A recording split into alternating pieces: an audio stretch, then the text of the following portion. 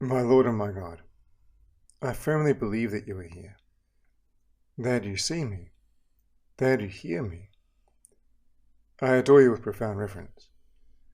I ask you pardon for my sins and the grace to make these moments of prayer fruitful. My Immaculate Mother, Saint Joseph, my Father and Lord, my guardian angel, intercede for me. Well, Jesus, as I think of the gospel that we encounter at Mass today, the Feast of the Annunciation, I wonder if I might find a few people who would disagree with my perspective. I know there are lots of different ideas about what the Virgin Mary's immaculate nature meant for the way that she lived, and some people see her as being very much immune to the worries and troubles of this world. But the more that I read the Gospels and contemplate them, I don't see her like that.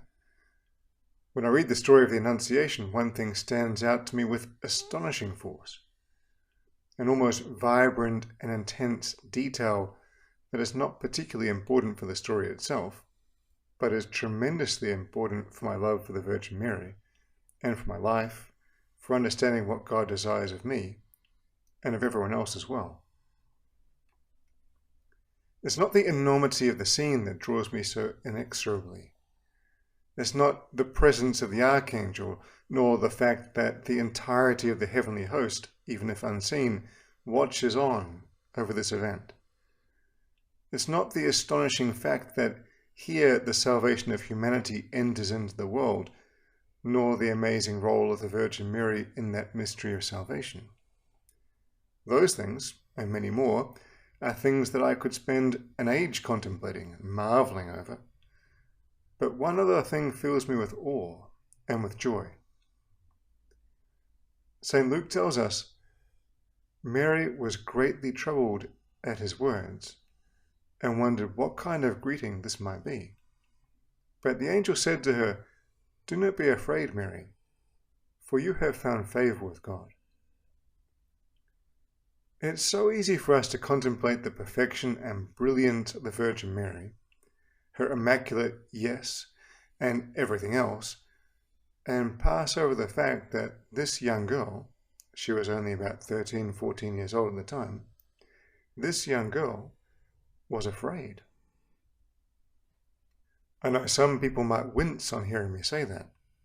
They might feel like it can't have been real fear because she was so good she wouldn't have felt anything like that.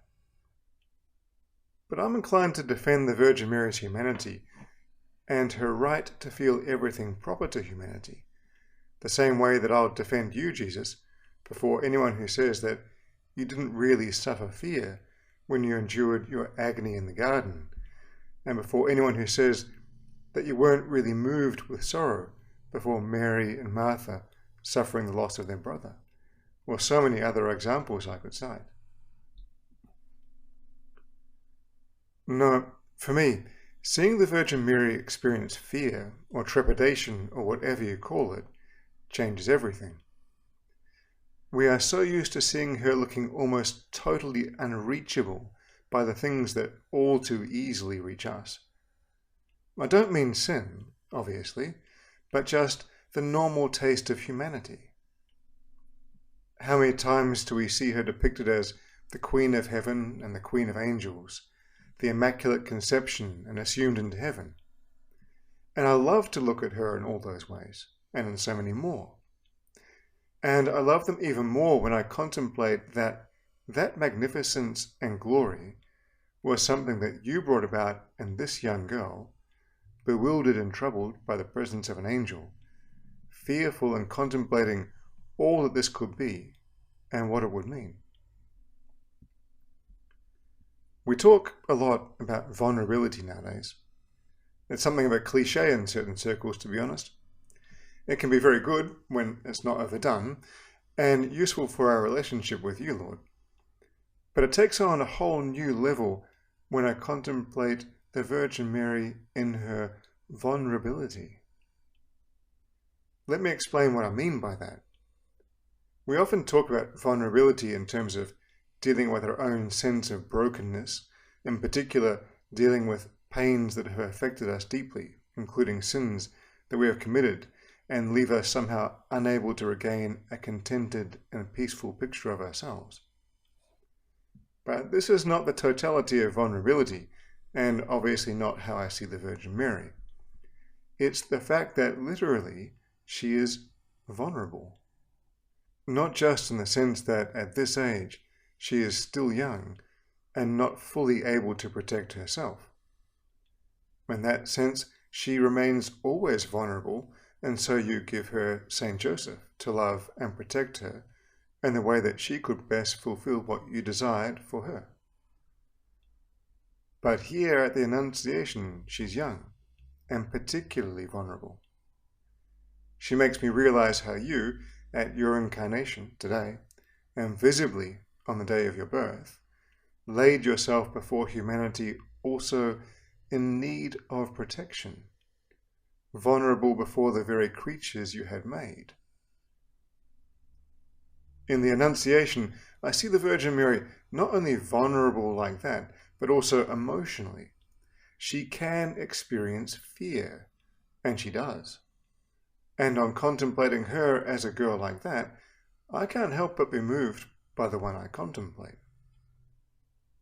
It's astonishing to think that this person I look on in my prayer today is at the same time so great and so very intimately human.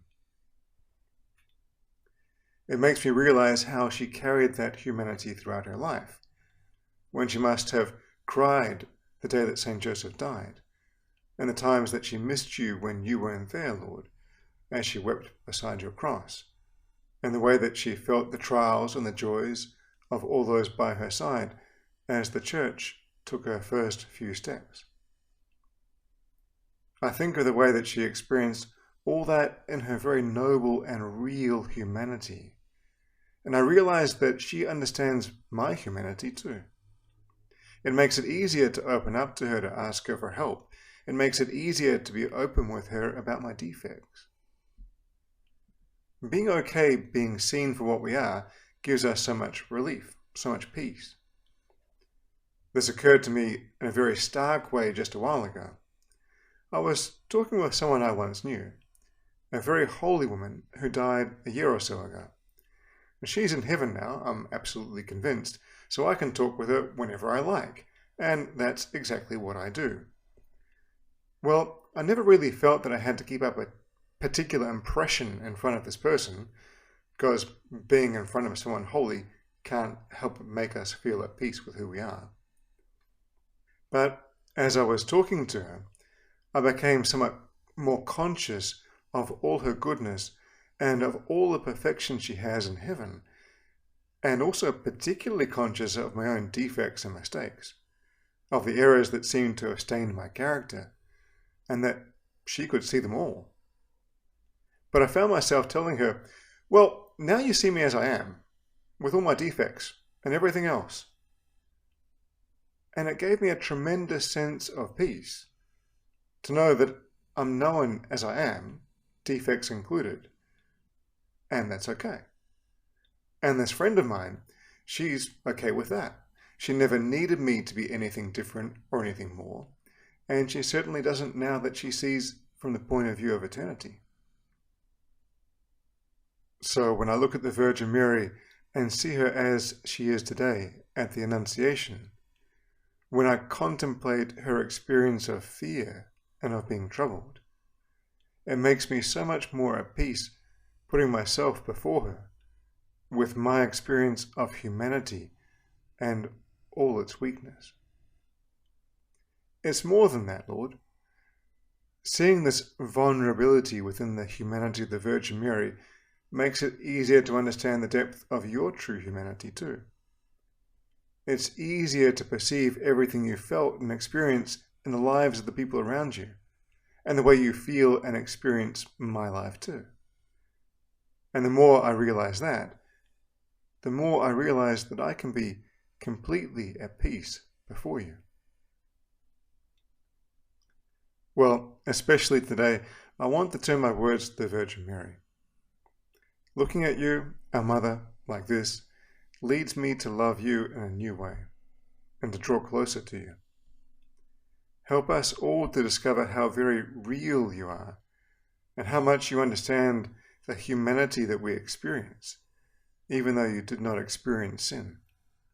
Help us to open up to you about who we are, including the things that we don't like about ourselves, and to let you enter into our lives and help us to live humanity as you know it to be.